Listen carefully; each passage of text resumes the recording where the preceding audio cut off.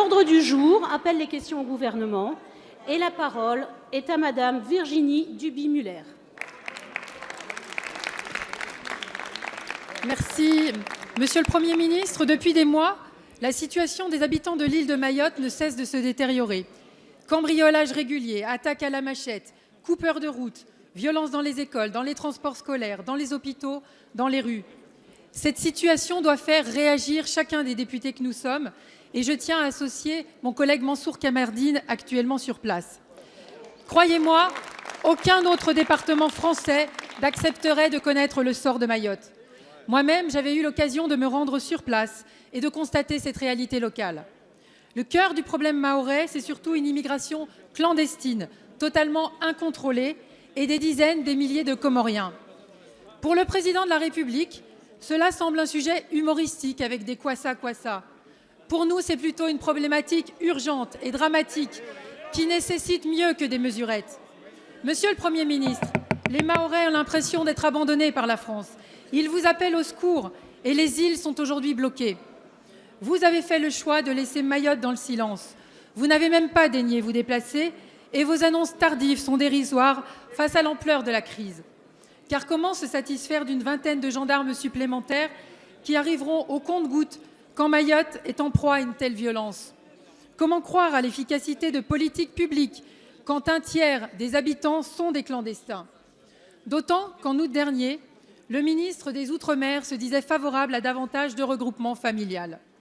Ma question est simple. Quand allez-vous enfin restaurer l'autorité de la République à Mayotte? Nous vous demandons de doter la police aux frontières de vrais moyens pour arrêter l'immigration clandestine. Nous vous demandons un vrai plan d'investissement pour les services publics et notamment les écoles. Le devoir de la République, c'est d'abord de s'occuper des territoires, c'est d'abord de s'occuper des siens.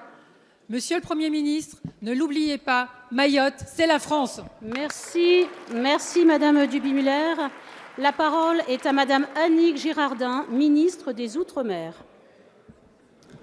Madame la Présidente, Mesdames et Messieurs les députés, Madame la députée Duby-Muller, je suis une ultramarine et je n'ai pas attendu d'être ministre de l'Outre-mer pour connaître la situation de Mayotte. Oui, Mayotte, c'est 84% de personnes, mais vous pouvez écouter, c'est 84% de personnes qui vivent sous le seuil de pauvreté. Oui, Mayotte, c'est 4 fois plus de population en 30 ans. Oui, Mayotte, c'est 45% de personnes étrangères en situation irrégulière. Oui, Mayotte, c'est la première maternité de France. Et oui, pour être au rendez-vous, il nous faudrait créer une classe par jour. Alors oui, la situation de Mayotte, c'est le territoire de tous les défis. Et oui, la sécurité est ma priorité, comme celle du gouvernement.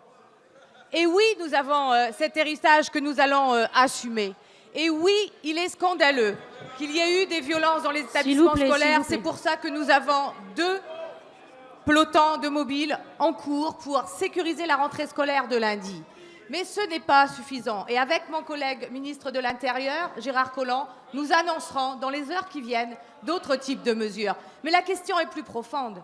Au-delà de la sécurité, la question est de se dire quel est l'avenir de Mayotte. La départementalisation a été accompagnée, et pas par ce gouvernement, par plusieurs gouvernements, de manière insatisfaisante. Alors nous allons proposer aux élus du territoire, comme je l'ai fait depuis plus de 2 mois, d'ouvrir une conférence sur l'avenir de Mayotte.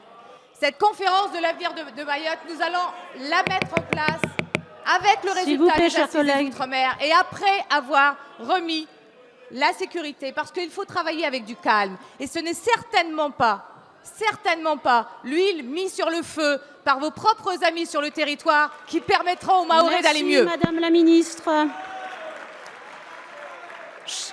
Chers collègues, essayez d'écouter la réponse des ministres, s'il vous plaît. C'est quand même le but de cet hémicycle.